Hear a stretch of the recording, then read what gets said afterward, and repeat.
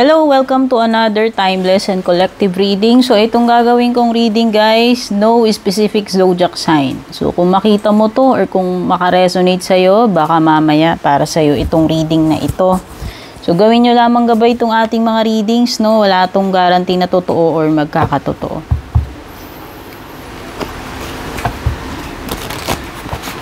Tignan muna natin ano yung overall energy mo. Pag sinabing general reading, guys, walang specific na topic ito. No, hindi ito patungkol sa love life, walang sinasabing ganon. Okay? General. Kung saan siya tumutugma sa inyo.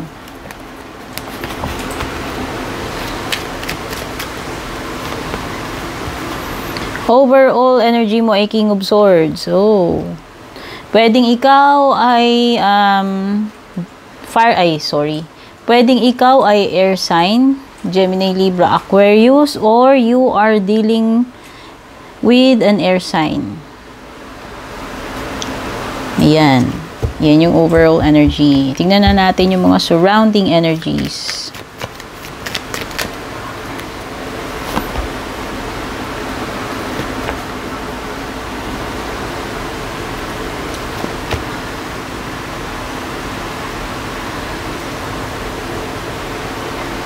Okay, mukhang may mga ano dito, ha.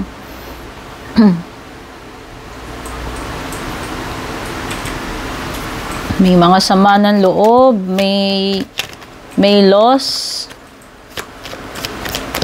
Feeling na nangihinayang sa nawala sa inyo. Kasi yan, no, 5 of Cups. So, meron nang nawala dito pero parang hanggang ngayon hindi pa rin matanggap.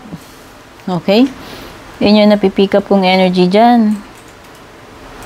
This is somewhat like refusing na tanggapin yung mga dapat tanggapin. I-let go yung mga dapat i-let go. O, hindi pa tanggap hanggang ngayon. Hirap. Yan. Sino man itong person na to. Whether this is you or the person you are dealing with, no? Bahala na po kayong magtag kasi hindi ko po alam yung buong istorya ninyo. Kung romantic man ito o hindi, basta meron ditong alam na napalipas na, nag-end na, natapos na, nawala na, hindi na alam niyang hindi na babalik pero hirap pa rin siyang tanggapin. Hirap i-embrace yung katotohanan, yung current situation na wala na. No?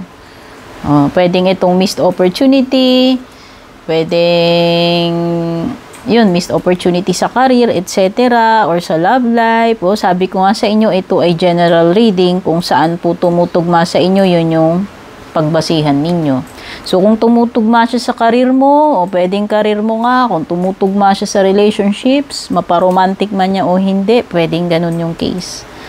Okay? Wala kasi tayong specific na ano, kapag general reading, kumbaga general, malawak yan eh. So, kung saan tumutugma sa inyo in general. So, there is also a tower which is something na dapat mo nang tanggapin. Oh, meron talagang mga bagay dito na dapat nang mabago, matigil, matapos, i-embrace. So, ibig sabihin, embrace etong mga kung saan papunta itong sitwasyon. Kung kailangan ng pagbabago about something, eto yon. This is also a shocking na pangyayari para sa iyo. Yung tipong panggulat, no? Na itong panggulat na situation na ito, something na hindi mo to maiilagan since yun yung classic na characteristic ni Tower. No? Kumbaga, it's meant to happen. Ito yung mga bagay na meant to be changed or meant na tanggapin. Meant to let go. Ito yon, the Tower. Ito para sa akin is, etong tawag ko sa Tower ay ano, nire-restructure niya, nire-renovate. No? Kung kumbaga, yung lumang building na kailangan ng i-wrecking ball para patayuan ng bago, ito yon. Kailangan na. Kaya ka tinamaan yung tower na yan kasi pwedeng ina-avoid mo yung katotohanan or iniiwasan mong mangyari yung ganito, pero mukhang yun talaga yung plano sa'yo ni universe, no? Yun talaga yung meant to happen. Kasi pwedeng may mga bagay na na kailangan baguhin sa sitwasyon mo, sa sarili mo, or sa buhay mo, pero nire-resist mo. Kagaya nito, this is resisting to move forward kahit na alam mong hindi na babalik, hindi na magbabago. No? Wala na, pero parang nire-refuse mo pa rin tanggapin yung reality na yun. No? Maybe because it's painful, mahirap, pero yun eh. Yun yung nangyayari. So, dapat mong tanggapin yun. Ito rin. So, pwedeng may mga mare-reveal sa iyo dito na pwedeng noon pa nangyayari. Ngayon mo lang madidiscover, or it could be something na dapat noon mo pa binago. Noon pa nangyari, pero pinipigilan mong mangyari or pinipigilan mong baguhin. Okay? So, ayan, alam mo na, ano tong tower na to, ha? So, kahit pa paano, pag nangyari yan, magugulat ka na lang, ay, ito pala yung tower moment. Pwedeng nangyari na, mangyayari pa lang, or nangyayari ngayon dito sa situation mo. Okay? Ace of Swords, okay, from this tower situation, there will rise the truth. Yung dapat ma-reveal, yung dapat malaman, di ba? Sinabi ko sa'yo, from this tower, there will be a revelation, discovery, a realization. Yun nga yung pupuntahan nun with the Ace of Swords. No? You will finally realize na ito yung truth. Ito yung tama. Ito yung nararapat.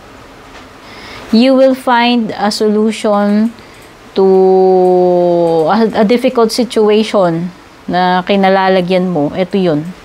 This is a breakthrough. This is truth, revelation, a successful outcome if ever, no? So ayan, ang nakikita ko dito you will triumph over a difficult situation. Ito yun. So maganda naman yung ending mo, in fairness, no? Kasi magiging klaro na isip mo, mare-reveal yung dapat ma-reveal with the Tower and with the Ace of Swords. Mare-realize mo yung dapat mong ma-realize, and makakahanap ka ng tamang solution and action para dyan sa sitwasyon mo na yan. So, ano naman yung possible na next? Wow, Four of Swords. This is a period of recovery. O, diba? If you've been through pain, kung nanggaling ka sa pain or suffering or health matters, ito na yung recovery period, no? Kung saan ikaw ay makaka-recover, makakapagpahinga. O, diba? So, ano naman yung pinaka-outcome? Ano yung pinaka-outcome dito?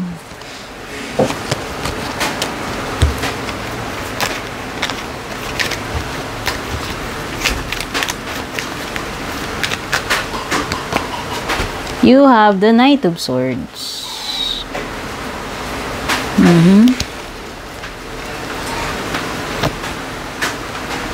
Four of Wands.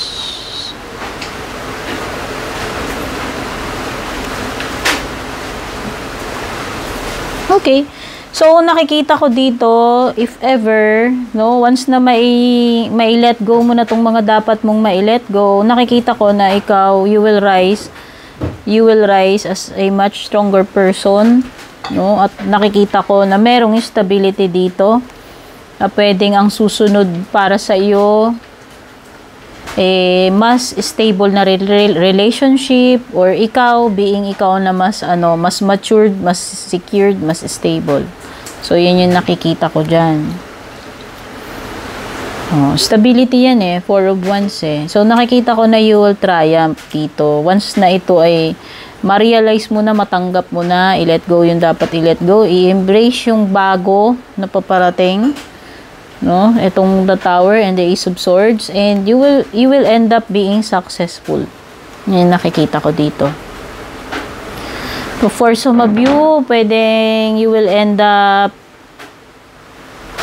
marrying this person, kung ito ay relationship man, or you will end up in a secured position, job, no? Or magandang company, magandang kabuhayan, basta magandang position yung nakikita ko dito at saka mas stable na siya eh. Okay, so pwede ring may indication dito ng very strong energy ng air signs. Sabi ko nga kanina dito, pwedeng ikaw yung air sign o pwedeng you are dealing with an air sign. So nakikita ko dito is pwedeng may chance na mag-abroad, no? For some of you pwedeng may ganon na aalis, no? O magma-migrate or mag-a-abroad. Ayan. Or kung hindi naman ito about a despedida, pwedeng homecoming. No, kung merong mga magbabalik bayan dito or magbabalik sa isang place, sa isang company, sa isang relationship. Yan yung mga nakikita ko. So if this is about a relationship, yung pwedeng mauwi sa marriage or pwedeng mauwi sa pagiging mabubuo uli.